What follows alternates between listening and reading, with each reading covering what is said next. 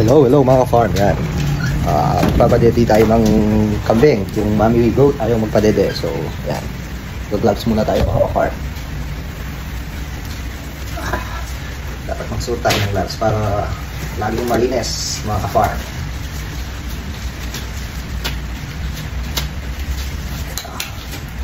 Bili nga pala ako ng gloves ng asawa ko mga farm para daw pag naghawak ako ng mga kambing at ng ano-ano ay may nasusuot akong gloves.